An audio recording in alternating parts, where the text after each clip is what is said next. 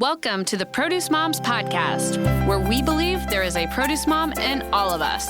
I'm Lori Taylor, founder and CEO of the Produce Moms. For 10 years, I sold fresh produce to over 300 grocery stores in the U.S. And today, my team and I are fully focused on inspiring people to eat more fruits and vegetables. This show is just one of the ways that we hope to inspire you and your family to eat more produce and live a better life. If you like what you're hearing on the podcast, join our community of almost 40,000 in all 50 states and over 30 countries by visiting theproducemoms.com/subscribe. And be sure to subscribe and leave us a review on iTunes. Thanks for being here. Enjoy today's show. This show, I'm going to open it up with a big aloha. We are welcoming the co-founder and president of Shaka Tea. It happens to be my personal favorite beverage of all time. They have the tagline, "Be the aloha you wish to see in the world." It is a sugar-free, 100% plant-based iced tea. Well, they also have hot tea. I like all their products. And it's not just me that's obsessed. All right. This product line, Shaka Tea, has been recognized by the American Masters of Taste, winning the gold medal, best beverage and superior taste. Shaka Tea was also recognized at the global scale with the InnoBev best low and no sugar drink in the world. So I am so thrilled to welcome a woman that I have been admiring on LinkedIn. This is an entrepreneur that is full of grit. Her culture and her heritage is at the heart and soul of the product that she has created in partnership with her husband, and they are sharing that aloha with the world. And today on the Produce Moms podcast. So Bella Hughes, welcome to the show. Oh, good morning and aloha kakahiaka, and thank you so much for having me on. That was the warmest, kindest welcome, and I hope one day in the near future we will be able to meet in person. I hope so too, and I hope it's at your home, not mine, because I'm ready to come back to Hawaii. Well, when the pandemic is over, we will gladly welcome you with open arms and share the islands with you and more about the farming that we do here in Hawaii. Yes, and I'm excited to dive into that today. This is going to be exciting. I know, I'm a fangirl. I think I think anyone who had a chance to really listen in on that introduction, my passion for this product, I hope shined, because it really is. It's one of my favorite things I've ever discovered in the entire food and beverage industry. I just cannot say enough good things about your product line. This is so kind of you. You officially are hired, brand ambassador. You take all the Midwest. That's right. That's right. Thank you so much. We're a really, really small family business, really, really emerging stage still. And just, it means a lot to hear someone knows who we are and loves the product so much. Thank you. Of course. So tell us how it all began. Tell us what the product is and why you started Shaka. Absolutely. I was born and raised in Hawaii. I was born and raised in Honolulu, and we're now based out of Hawaii Island, also known as the Big Island, in the town of Hilo. And I had a very different career. I probably spent 11 years in nonprofit contemporary art. I co-founded a large arts festival, formerly known as the Honolulu Biennial, now Hawaii Contemporary, and was an arts journalist, a curator, a critic. I worked all over the world. And, no matter what I was doing, Hawaii, my home, was always with me. And it was really on my journey in art and culture where I was frequently traveling, whether I was in Herbal Rock, participating in a conference about empowering women and gender equality through art, or opening a show I curated in Washington, D.C. or London, or taking art collectors to Art Basel.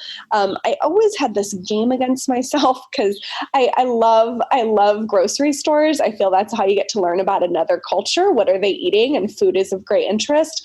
And I'd look for products that were marketed as being from Hawaii or Hawaiian. And what I found was nearly everywhere I went in the world, I could find consumer goods, but the majority of the products out there didn't have any authentic ties. They didn't have ingredients from Hawaii. They weren't founded there. So that just sort of stuck with me. And, kind of fast forward, both my children, I have a 7-year-old Koa and a 5-year-old Roya. They were born in Dubai. My husband, Harrison Rice, is my co-founder. And it was around the time that I was pregnant with my second child. I was really drinking just a ton of this incredible herbal tea called Mamaki. And that's actually what all of Shaka Tea is brewed with. And it's the rarest herbal tea in the world. Mamaki is endemic, so only found and grown in the Hawaiian archipelago. Its closest relative would be the nettle plant, but as we don't have any land predators in Hawaii, it evolved naturally here in the islands to be a stingless nettle. And it's naturally caffeine free. So when you're pregnant, you definitely want to avoid caffeine. And it's like a nice mild rooibos. And interestingly enough, it was in my second pregnancy that I developed a huge aversion to sugar. And living in the UAE, I was able to find the tropical fruits I grew up with here in the islands. I could get mango and guava from India. I could get passion fruit, which we call lilikoi, from Kenya. And I just make these huge jugs of Mamaki tea. I probably set the world record for importing Mamaki tea leaves into the UAE. And then I would mix like just the natural, the sweetness of the fruit puree, or in the case of lilikoi passion fruit, the tartness. And, chasing after toddler to brew Mamaki tea leaves. They're not from the Camellia sinensis. They're a true herbal tea. The proper way to do it is you boil them for at least and steep them for 45 minutes. And if you have a kid, you're chasing after like an almost 2-year-old, super heavy and pregnant. I gained like 80 pounds with my pregnancy. And I didn't have time to like just make a cup of Mamaki tea. I was really doing these like jugs of it. And that's kind of where the idea started, because I was very committed to how could we find a way back home, and how could we my husband and I met in university on the U.S. continent. He's from Seattle originally, but it was always a known fact we're going to move back to Hawaii once we had kids. And how can we build from the ground up, having come from nonprofit work, a business rooted in the belief that progressive capitalism is the way of the future, and how can you do the most good possible and help the most members in our community in Hawaii, but build a large business that has the potential to be $100 million plus company. And so at that time, the tea set, you really had two things going on. You had tea that was sweetened. Even gently sweetened tea would still put about 15 pounds of sugar in your body a year if you had one a day. And of course, there's a lot of iced teas on the market that have 30, 40 grams of sugar, far more. And then the other end of the spectrum, you have unsweetened tea. And we saw a unique opportunity to create a product that didn't have cane sugar in it, that would be able to support small local farmers here in Hawaii. We don't have a lot of high value export crops ever since sugarcane and pineapple closed, with an everyday usage occasion product, and create something that's full flavored but no sugar. And so, we moved back home in 2016, put our life savings into 18,000 bottles, which sounds like nothing now that we're in the industry, but back then, without a single account signed, was like just gigantic. It's a huge leap. Into 3 SKUs: mango hibiscus, pineapple mint, and guava ginger blossom. And by the very end of March 2016, with my he was 4 at the time, my son Koa, we signed our first account. A lovely woman, Natalie Axon from Chef Ed Kenny's restaurant. 2016 was just our little ohana, our family driving around the island of Oahu, signing accounts, pitching accounts when needed, bringing in a cute little baby or toddler, and building the business from the ground up. And that's where we are today. But, in the short, one succinct line, it's about connecting local supply chain to national demand with an everyday usage occasion product.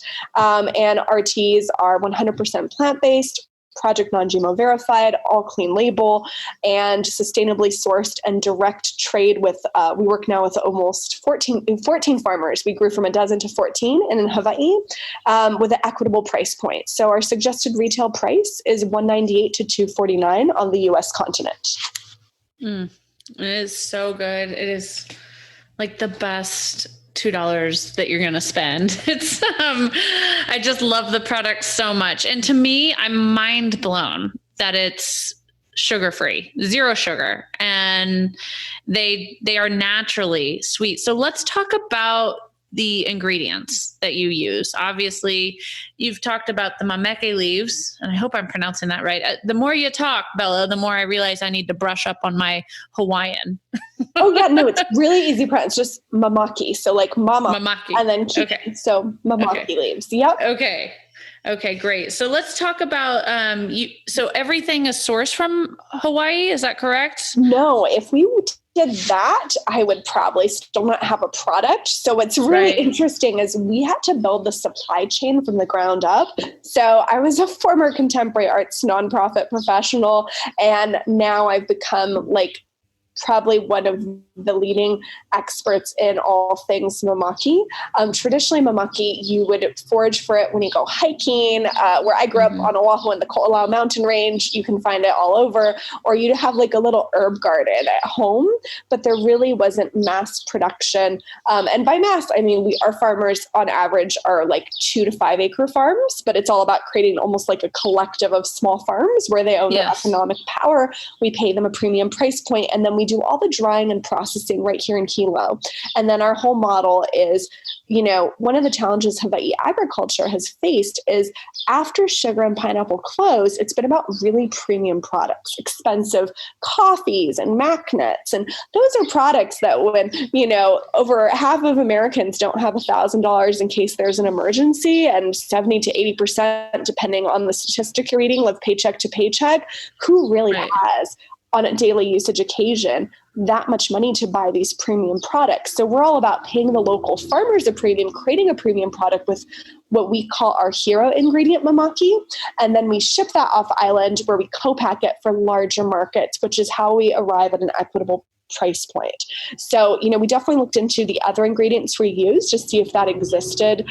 For instance, like my personal favorite, guava ginger blossom, could we get local guava puree here? But that didn't exist. So the other ingredients are fair trade and sustainably sourced from all over the world. It's the Hawaii grown hero ingredient, Mamaki, that's from the islands.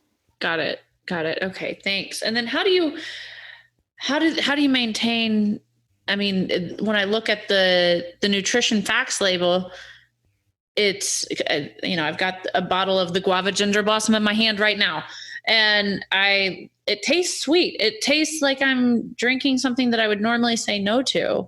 And it has 0% juice, 0 calories, 0 grams of total sugar, added sugar, carbohydrates. I mean, it's amazing. So what do you use? Yeah. So the big thing for us is increasingly we feel just like a fiduciary responsibility as a business to create something that not only supports sustainability efforts and economic abundance in Hawaii, but reaches every American consumer, with 1 in 2 Americans being diabetic or pre-diabetic, with a product that is not going to be detrimental for your health. And beverage, straight up, is like the easiest way to put a ton of sugar and calories in your body without even thinking.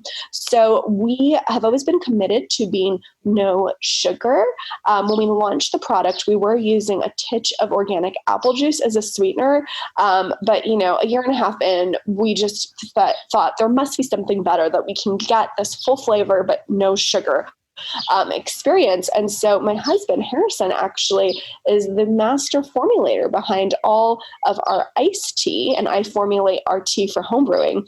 And after experiments in our home kitchen, which is where Shaka Tea starts every time, whether it's our tea or iced tea SKUs, and our kids are our first taste testers, he decided to really, really hone in on monk fruit. So monk fruit, also known as lohan wo, it's like a small fruit grown in Southeast Asia, and it's naturally, they say 200 to 400 times sweeter than sugar.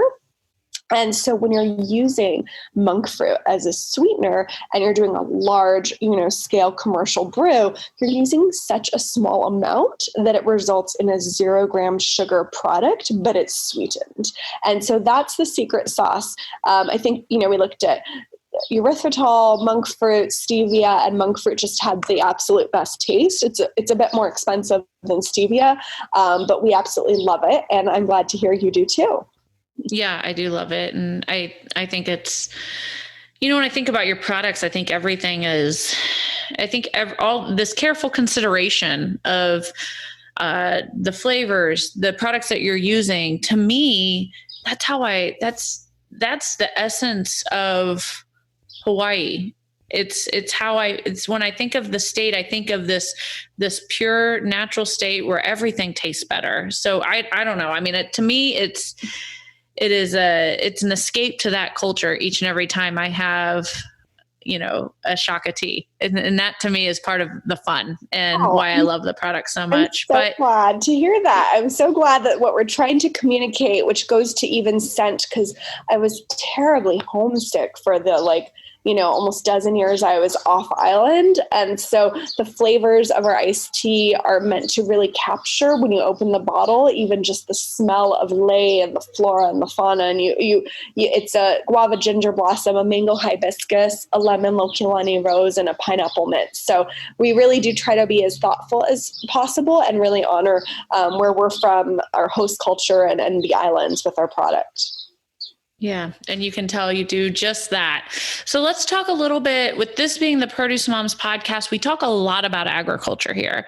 And you've shared quite a bit already on your sourcing practices and the mindfulness that you have had putting this beverage together and keeping your agricultural values top of mind. Everything from fair returns back to the growers, to identifying the type of agricultural products that you want to source for this beverage. So let's talk a little bit deeper about your brand's commitment and your professional passion for supporting sustainable agriculture. Yeah. Oh, that's something I could talk about all day. Yeah. I really, really have just, thrown myself into learning as much as possible. And, one of the most important things with Mamaki as we grow this endemic crop into really an industry here in Hawaii is the vision that you can create true abundance, both economically for our local farmers, but also for Aina, the land and the environment, because every time a farmer plants Mamaki, and by the end of this year, we will have given away 25,000 Mamaki seedlings to help get our small local farmers started.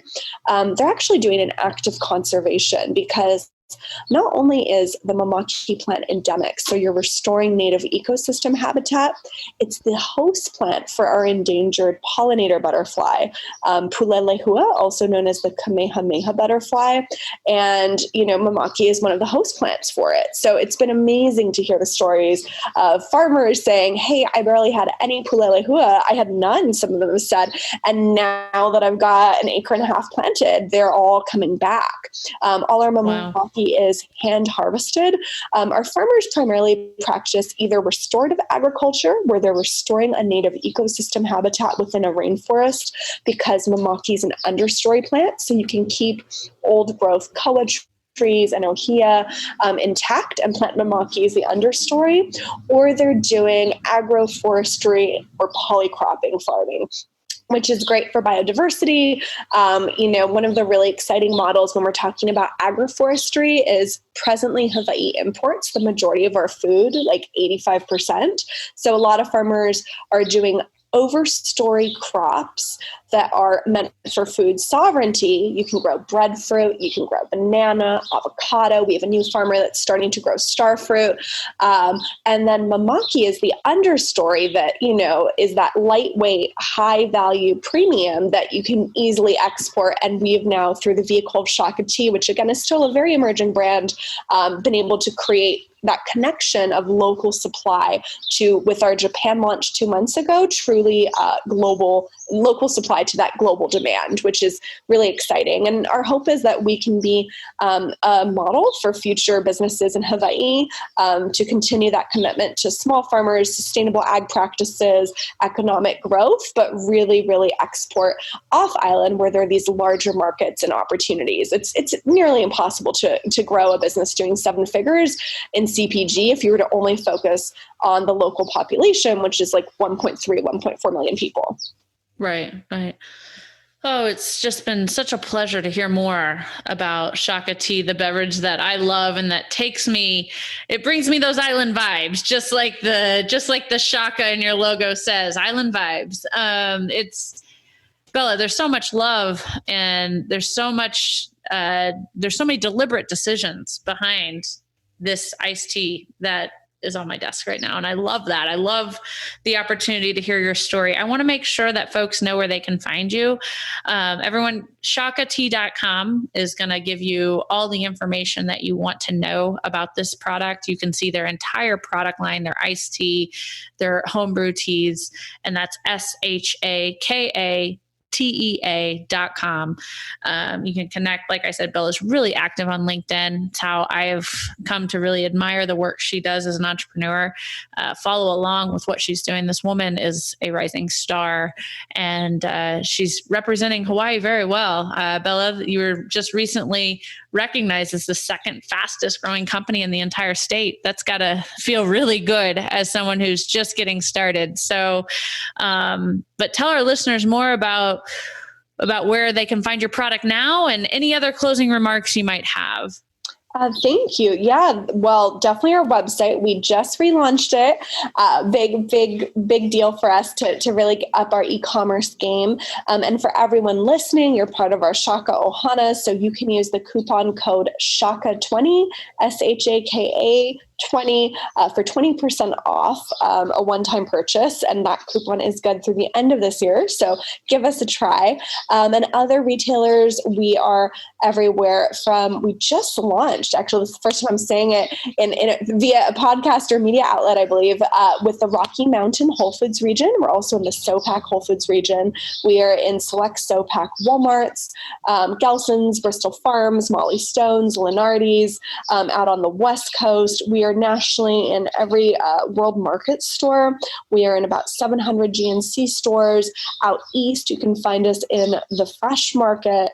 And actually, if you go on our website, we have a store locator. So you can put in your city, your state, your zip code, and it will direct you to the closest store near you.